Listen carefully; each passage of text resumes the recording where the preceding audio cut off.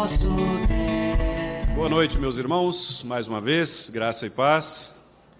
Nós cumprimentamos a todos que estão aqui, aqueles também que nos assistem pelo canal do YouTube. Vocês são muito bem-vindos à nossa audiência. Nós aproveitamos para convidar vocês também para estarem conosco aqui presencialmente, cultuando ao nosso Deus. Nós vamos, meus amados irmãos, nesta ocasião, finalizarmos a exposição que temos feito no 9º mandamento. Estamos tratando deste mandamento na expectativa de que Deus nos conceda a graça de produzirmos cada vez mais um bom testemunho da verdade. Nós já fizemos algumas exposições acerca deste mandamento e hoje, com a graça do Senhor, nós finalizaremos apontando algumas questões que envolvem a necessidade que temos não só de falar, mas também de promover a verdade do Senhor. Por que é tão importante falar a verdade? É sobre este tema que nós falaremos nesta noite. Eu quero convidar os irmãos para que façamos juntos a leitura do versículo 16 de Êxodo 20. Êxodo 20, versículo 16. Leiamos. Não dirás falso testemunho contra o teu próximo. Mais uma vez, não dirás falso testemunho contra o teu próximo. Vamos orar, meus irmãos. Querido Deus, nós te agradecemos, ó Pai, o privilégio que Tu nos dás de abrirmos a Tua palavra nesta noite para aprendermos um pouco mais a respeito do Senhor. Nós cremos que a Tua palavra é a revelação completa e suficiente daquilo que nós precisamos saber a respeito de Ti, a respeito de nós mesmos e a respeito da nossa relação também com o mundo e com as pessoas ao nosso redor. De maneira que tudo aquilo que há em nós possa refletir a glória do Senhor, bem como também, ó Pai, tudo aquilo que de nós procede, possa conduzir as pessoas ao nosso redor a também glorificarem o Senhor. Por isso nós queremos, ó Deus, que a Tua palavra nos ensine mais uma vez nesta noite, e que nós aprendamos, ó Pai, a respeito deste tema tão profundo, que é a necessidade de mantermos a verdade nos nossos lábios, mantermos a verdade em nosso comportamento, bem como também promover a verdade do Senhor perante todas as pessoas com as quais nós nos relacionarmos. Que o Senhor nos ajude. Dá-me, ó Deus, capacidade, tanto na mente, quanto na voz, quanto, ó Deus, na transmissão da palavra, para que aqueles irmãos que me ouvem possam verdadeiramente ser edificados pelo Senhor. E dá aos meus irmãos, queridos aqui presentes, aqueles também que nos acompanham pelo nosso canal do YouTube, a graça, ó Deus, de terem os seus ouvidos e os seus corações abertos para receberem a palavra do Senhor e não, ó Pai, bloquearem por qualquer tipo de ruído a verdade que procede de Ti. Que Tu tenhas misericórdia de nós e nos agracie nesta noite. É o que nós te pedimos no nome de Jesus. Amém. Meus irmãos, esta pergunta, por que é tão importante dizer a verdade, poderia ser respondida brevemente, como de fato talvez nós estejamos muito bem preparados nos nossos corações e também nas nossas mentes para dizer a razão pela qual nós devemos falar a verdade às pessoas.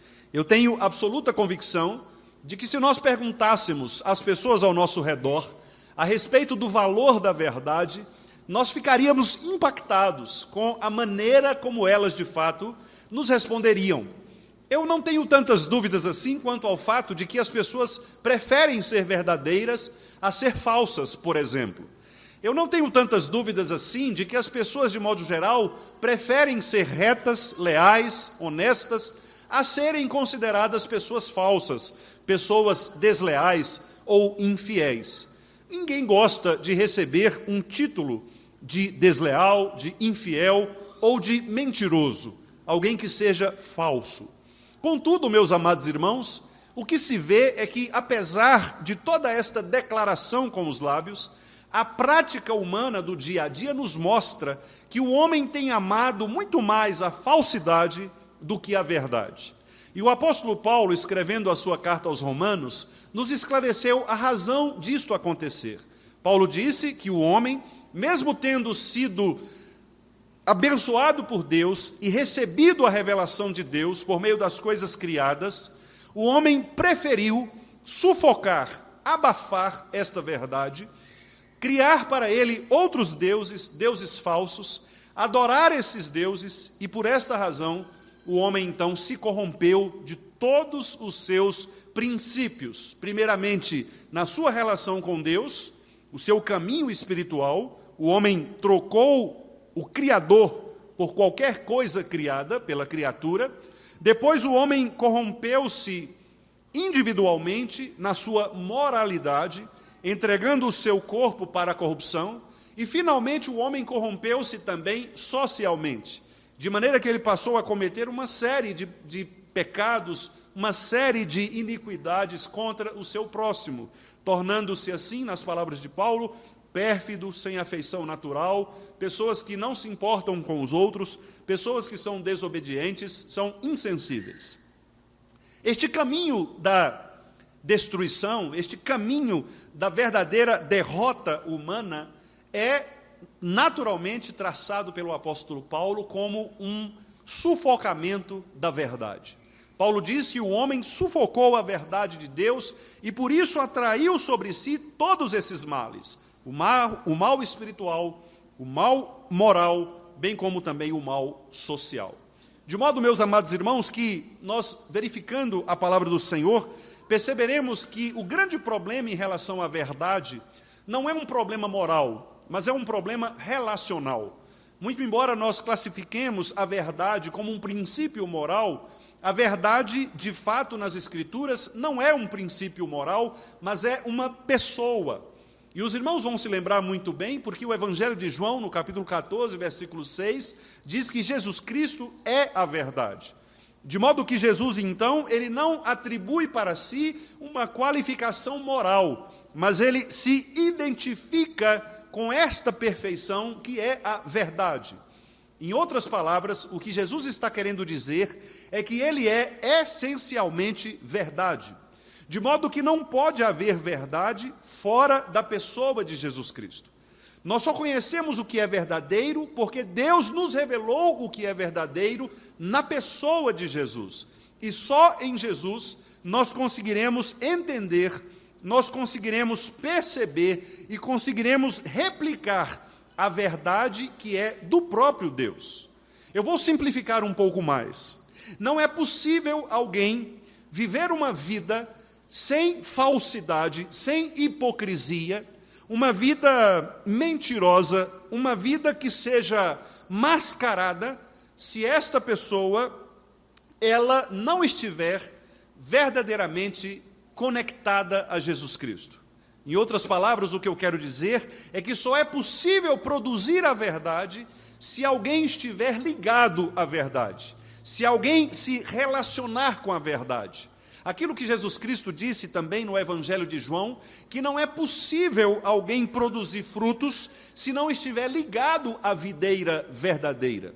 De modo que não é possível alguém produzir a verdade se esta pessoa não estiver ligada à verdade.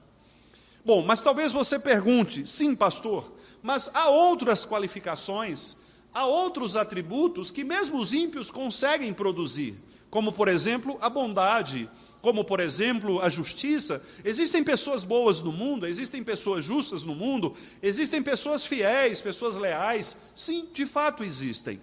Mesmo os ímpios recebem, pela graça de Deus, estes favores, estas bênçãos que vêm do Senhor, porque o homem é imagem e semelhança de Deus. E muito embora ele tenha, de fato, sido destruído na corrupção da queda, ainda restou no homem a imagem de Deus. A imagem foi absolutamente arranhada, se tornou opaca, o homem se afastou do Criador, mas o fato de o homem ter sido criado por Deus ainda dá a ele a possibilidade de ter ali, na sua essência, na sua constituição, traços da perfeição divina, que a nossa teologia chama de atributos comunicáveis. Deus nos deu, nos comunicou algumas das suas virtudes, alguns dos seus atributos.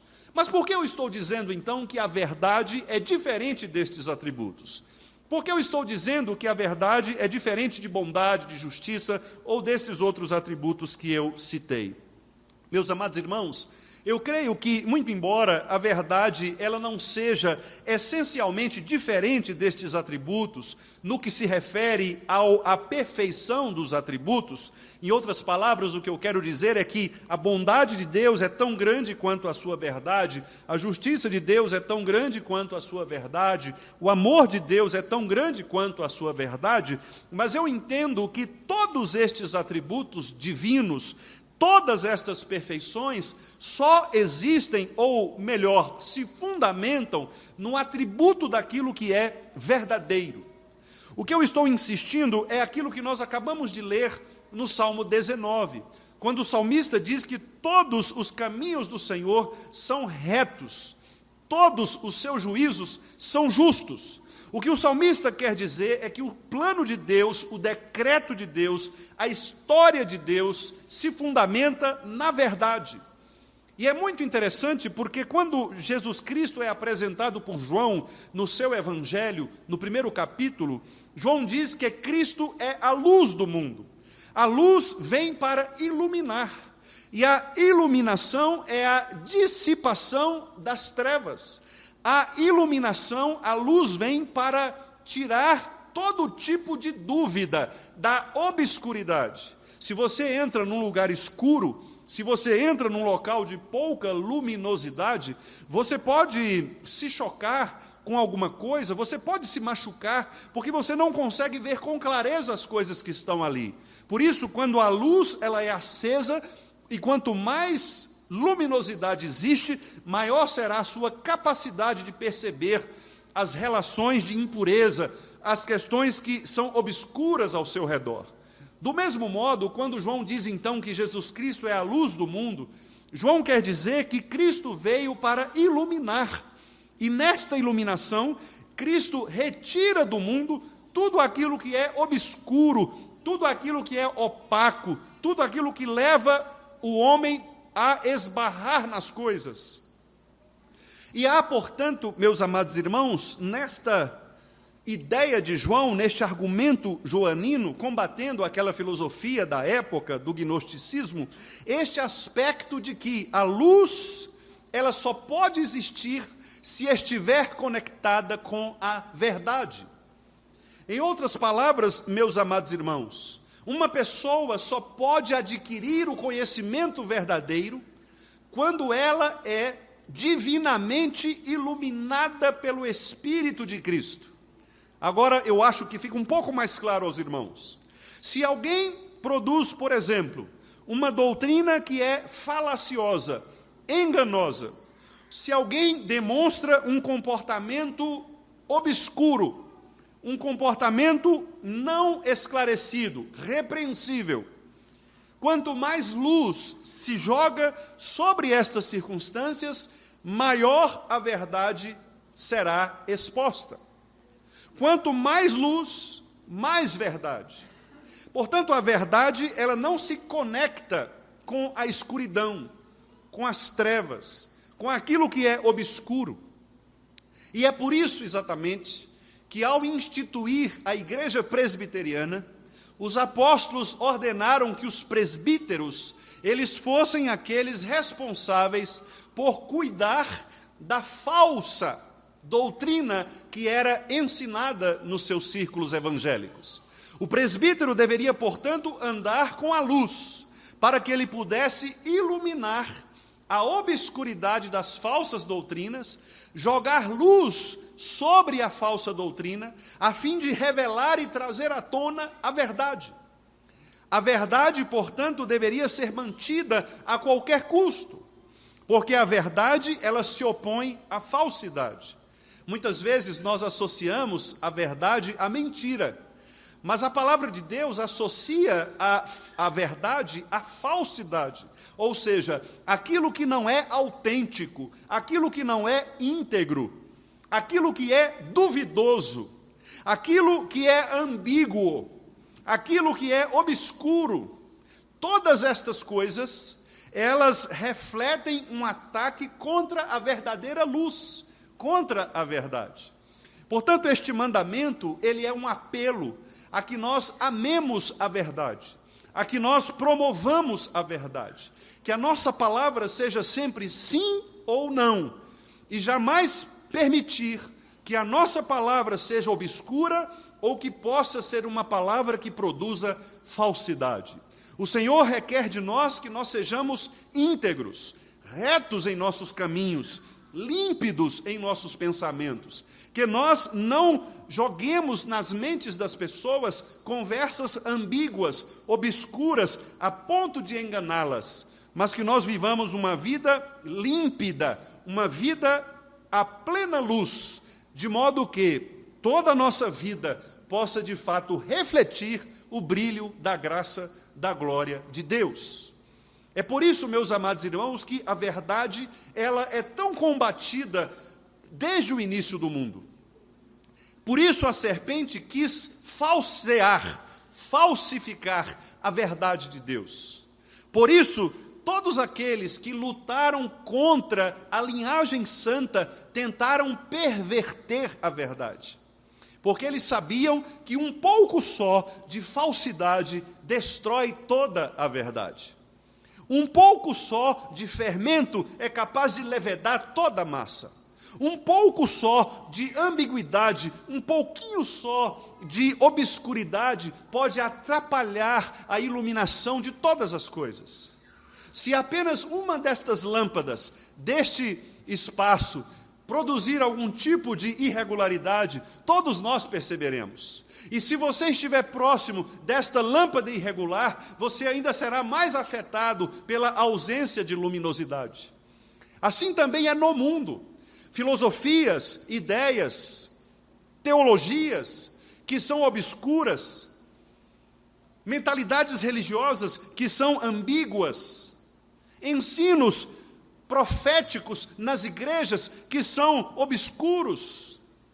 Todas estas práticas contribuem para a falsidade e, portanto, para a diminuição da verdade. Quanto mais obscura é uma teologia, é uma proposta filosófica, mais próximo essa pessoa estará da falsidade. É por isso que Jesus Cristo, então, ele se ocupou de dizer a verdade às pessoas e de mostrar que eles não deveriam, ao pregar o Evangelho, falseá-lo. Por isso, os apóstolos Paulo e Pedro, de maneira especial, disseram aos seus presbíteros que eles fossem verdadeiros em tudo. Eles não deveriam ser ambíguos ou ânimo dobre, uma alma dupla, como disse Tiago. Eles deveriam ser verdadeiros. Paulo diz, não mintais uns aos outros. Sejam verdadeiros em todas as coisas. Porque a falsidade, meus amados irmãos, é o engano que produz a destruição da verdade. O diabo, ele é pai da mentira, porque o diabo é especialista em falsificar as coisas. O diabo, como se vê na Bíblia, não é aquele capeta que segura um garfo, vestido de vermelho, com os olhos de chama de fogo. Não, o diabo, diz a Bíblia, ele vem como um cordeiro, porque ele é sutil, ele é sagaz, porque ele apresenta não uma mentira escancarada, mas uma falsidade obscura, quase que uma meia-verdade para confundir. E por isso a palavra do Senhor nos diz que, se possível fosse, ele seria capaz de enganar até mesmo os eleitos, por causa da sutileza com a qual a falsidade penetra no meio da igreja, no meio do corpo de Cristo. E é por isso, meus amados irmãos, que nós devemos ser verdadeiros guardiães da palavra do Senhor. Nós devemos, irmãos, a qualquer custo, manter a verdade da palavra de Deus. A tua palavra é a verdade. Porque se nós abrirmos sequer 1 milímetro para doutrinas obscuras, nós correremos o risco de produzir um falso testemunho a respeito de Deus, a respeito do Evangelho. É por isso que nós devemos lutar contra toda obscuridade.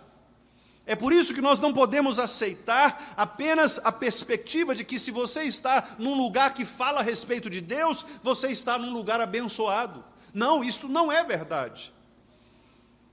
No inferno, acredito eu, também os demônios falam a respeito de Deus. O diabo talvez seja o que mais fale a respeito de Deus. No entanto, isso não significa dizer que ele esteja falando de modo salvífico, ou de modo que ele seja abençoado pelo Santo Espírito, muito pelo contrário, como nós sabemos. Portanto, não é falar sobre Deus, não é muito menos crer em Deus, porque até o demônio crê em Deus. Esta não é nenhuma vantagem. O que nós devemos fazer é sustentar a verdadeira fé e, como diz Judas na sua pequena carta, lutar para que esta fé seja produtora, promotora da verdade. Em outras palavras, os nossos lábios, meus amados irmãos, e a nossa vida prática, o nosso bom testemunho, devem brilhar a verdade de Jesus Cristo. Nós devemos ser verdadeiros nas nossas palavras, não devemos dar lugar a boatos, a fofocas, a comentários maldosos. Não devemos gostar de piadas que sejam piadas que depreciam o nome do Senhor, que sejam mentirosas. Não devemos promover, sob qualquer hipótese, qualquer tipo de notícia que possa ser uma notícia que falsifique a verdade. Não devemos sequer dizer às pessoas que estamos bem quando na verdade não estamos. Devemos ser verdadeiros em todas as coisas, com sabedoria, com prudência, encaixando todas as coisas no seu devido lugar, como disse o apóstolo, falando a verdade em amor, mas jamais abrindo mão da verdade, jamais sendo falso nos relacionamentos, jamais sendo falso nos nossos empreendimentos com as pessoas. Deus não quer, meus amados irmãos, que nós produzamos uma vida hipócrita. Deus não quer que nós sejamos crentes apenas de nome, crentes nominais. Deus quer que nós sejamos verdadeiros em todas as coisas. Todas as vezes que nós falsificamos a verdade de Deus por meio das nossas vidas, quer pelos lábios, quer pelo nosso comportamento, nós quebramos este mandamento, porque nós produzimos falso testemunho. E meus amados irmãos, todos nós somos sujeitos a isso. Não pense você que você não quebra este mandamento, porque eu lamento dizer, mas você quebra. Eu quebro este mandamento, nós quebramos os mandamentos. Porque, à guisa de informação para aqueles desavisados, todos os mandamentos estão conectados. Quando você quebra um mandamento, você quebra todos os mandamentos. Porque é impossível nós não darmos falso testemunho ao nosso próximo ou do nosso próximo, quando o nosso coração ele é corrupto, ele é enganoso mais do que todas as coisas. E nós devemos, portanto, vigiar a todo momento para que as nossas relações sejam relações verdadeiras, relações frutíferas, relações que verdadeiramente produzam edificação. O apóstolo Paulo diz que a igreja do Senhor Jesus Cristo, ela não pode subsistir sem a verdade. A verdade é a base da igreja, e esta verdade precisa estar exposta tanto na pregação da palavra, quanto na vida comum, na comunidade cristã, que é o corpo de Cristo, a igreja do Senhor. Portanto, meus amados irmãos, não deve haver falsidade na igreja de Cristo.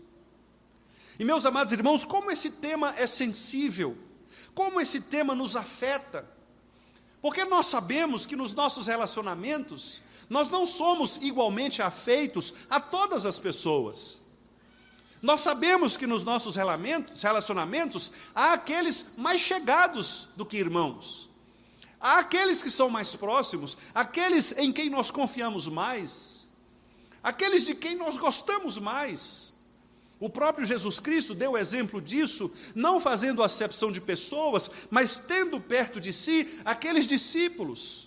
E um deles, inclusive, recebeu o título honroso de o discípulo amado. Não que Jesus excluísse os demais, ou que os demais não fossem amados, mas aquele discípulo tinha uma relação afetiva especial com Cristo. Não há nenhum problema, portanto, de nós elegermos entre os nossos relacionamentos aqueles irmãos que são mais próximos de nós, que são afetivos, que são mais do que irmãos, que são amigos, conselheiros, aqueles que nos tomam pelos braços, quando muitas vezes nós estamos a ponto de desistir, aqueles que nos aconselham, que nos repreendem, que nos trazem de volta para o caminho. Por isso é melhor serem dois do que um, porque se você estiver sozinho, você vai cair, mas se esse irmão estiver próximo a você, ele vai puxar você, vai trazer você de volta. Há estes irmãos, mas há também aqueles irmãos difíceis, há também aqueles irmãos que são espinhosos, há aqueles irmãos com os quais nós não gostaríamos de nos relacionar. Há aqueles irmãos que talvez chegue o momento de nós orarmos antes de sair de casa, pedindo a Deus para nós não o encontrarmos na igreja. Há aquelas pessoas que nós desejamos que elas morram. Não diga que isso não existe, porque você estará mentindo, eu sei, porque nós somos humanos. E a Bíblia diz que a humanidade, a nossa humanidade pecaminosa, ela se manifesta dessa maneira.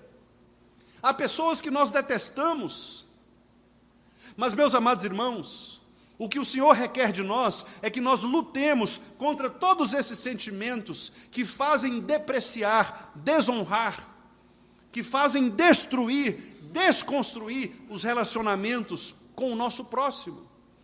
Portanto, será uma luta constante, diária. Será uma luta contra a qual você deverá lutar todos os dias, na graça do Senhor. Porque se você tem ao seu lado aquele irmão ao qual você detesta, o mandamento está dizendo para você que você não deve produzir um testemunho falso diante deste irmão. Portanto, você deveria se reconciliar com ele. E antes de trazer a sua oferta, tratar do seu pecado, conforme Mateus 18 nos ensina. Se o teu irmão pecou contra você, vá até ele, trate com ele, restaure o relacionamento. Não permita que isso se torne uma amargura a ponto de romper relacionamentos. Meus irmãos, a palavra de Deus é duríssima contra estas pessoas que resistem na mágoa de seus relacionamentos. A palavra de Deus diz que estas pessoas deixam de receber as bênçãos do próprio Deus. Elas estão se matando a ponto de o apóstolo Paulo dizer: cuidado para que vocês não se destruam mutuamente, vocês estão comendo uns aos outros e daqui a pouco os dois vão sumir. Ele escreve isso aos Gálatas. Porque Paulo sabia que na luta contra o pecado, nós devemos, meus amados irmãos, dispor os nossos corações para dar bom testemunho do nosso próximo, para lutar a favor do nosso próximo, para caminhar com o nosso próximo, para dar a outra face, para, se você tiver duas capas e o seu próximo precisar de uma, você dar a ele a sua capa, para você cuidar do outro, amá-lo, ampará-lo. Esta é a verdadeira doutrina cristã, contra a qual o mundo tem lutado. O mundo tem pregado um tipo de tolerância falsa. O mundo quer que nós toleremos as escolhas das pessoas simplesmente pelo fato de que é um politicamente adequado fazer isso. Mas o mundo não está nem aí para o tipo de relacionamento profundo que nós temos uns com os outros. Prova disso é que o mundo quer destruir aquilo que é a base do principal relacionamento, que é a família. Ora, não se pode falar a respeito de tolerância se se destrói aquilo que é mais fundamental numa sociedade. Mas porque a nossa sociedade é uma sociedade hipócrita, falsa, que tenta produzir uma verdade, mas que se engana, porque o pecado faz com que o coração seja enganoso. E por isso, meus amados irmãos, nós, enquanto igreja, enquanto corpo do Senhor, precisamos resistir contra estas forças do mal. Nós não devemos comportar como comportam os ímpios. Meus irmãos, os ímpios se comportam de tal maneira que eles não conseguem reconstruir seus relacionamentos, eles não conseguem mais dar bom testemunho do seu próximo, eles não conseguem mais produzir verdade. As pessoas se falsificam todos os dias para construir relacionamentos, as pessoas mentem, as pessoas fingem casamento. Há casais que estão separados há anos, mas que continuam juntos numa mesma casa, fingindo. Eles não se falam mais, não se amam mais, não tem nenhum tipo de relacionamento afetivo, mas por uma pressão social, ou às vezes até por medo de algum tipo de retaliação, eles fingem, mentem para as pessoas, se enganam, pensam que Deus não será justo juiz contra esta hipocrisia. Mas haverá um dia em que Deus, o nosso Senhor, na pessoa de Jesus Cristo, julgará todos os hipócritas, toda a falsidade. E Ele revelará definitivamente aquilo que é a verdade plena. E diante de todos serão escancaradas todas as obras dos homens. De modo que a nossa falsidade durará no máximo o tempo de nossa vida nesse mundo. Mas nós podemos lutar contra isso, meus irmãos. Nós podemos lutar contra isso porque a verdade é o próprio Cristo. E é Cristo que nos salvou para que nós pudéssemos ser como Ele. E esta é a graça de que nós recebemos, porque nós não precisamos fazer nenhum tipo de terapia para conquistarmos a faculdade da verdade. Não, a verdade é o relacionamento profundo com Jesus. À medida que eu me relaciono com Cristo e que eu desejo copiá-lo, desejo ser como Ele, à medida que eu amo Jesus, eu vou reconstruindo na minha vida a verdade. A falsidade vai ficando de lado, como no antigo brasão de Genebra, em que o dragão atacava a cidade, mas a palavra de Deus, quando aberta, a luz batia e o dragão saía. Assim é a vida cristã. Quanto mais verdade de Deus, quanto mais relacionamento com a pessoa de Cristo, mais a obscuridade se esvai, a escuridão se esvanece. Meus amados irmãos, que o Senhor nos dê graça, para que possamos ser verdadeiros em todas as coisas. Se você precisar de 3 argumentos, da razão pela qual é importante dizer a verdade, eu direi a você 3 argumentos. O primeiro deles, porque Jesus Cristo é a verdade. E eu tenho certeza que se você é crente, você desejará propagar a pessoa de Jesus Cristo. Você vai dizer a verdade a partir de hoje, porque Jesus Cristo, seu Senhor, é a verdade. Um segundo argumento que eu posso dar a você, para dizer a verdade sempre, é que se você é filho de Deus, se Cristo é a verdade, a sua vida, o seu relacionamento com Cristo, com as pessoas, com você mesmo, depende desta verdade. Você não poderá mentir para você, você não poderá se enganar acerca da sua condição, você é pecador, e você precisa urgentemente da graça salvadora de Cristo. Portanto, sem a verdade você não será salvo. A verdade liberta, a verdade é que salvará você, porque a verdade é Cristo.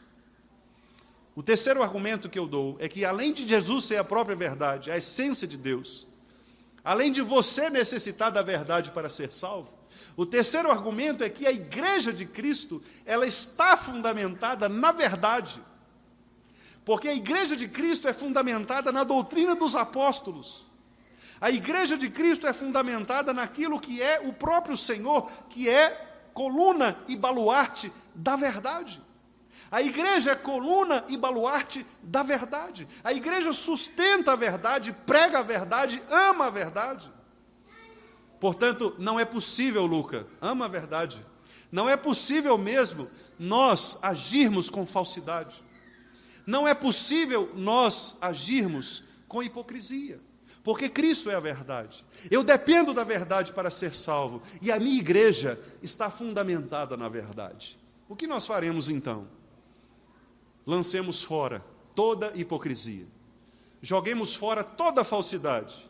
Apaguemos das nossas vidas todo tipo de conversa obscura. Odiemos todo tipo de notícia falsa. Todo tipo de fofoca, de boato, de maledicência, porque estas coisas produzem a ira de Deus. No corpo de Cristo, meus amados irmãos, deve estar longe toda ira, toda discórdia, toda gritaria, toda maledicência. Todas estas coisas devem estar distantes do povo de Deus.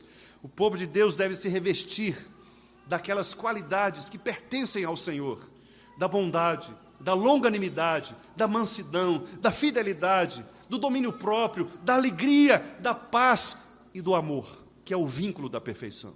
Quando todas estas coisas estiverem reunidas em nós, como indivíduos crentes, e no corpo de Cristo, como igreja do Senhor, nós seremos os melhores e mais eficazes promotores da verdade de Jesus Cristo.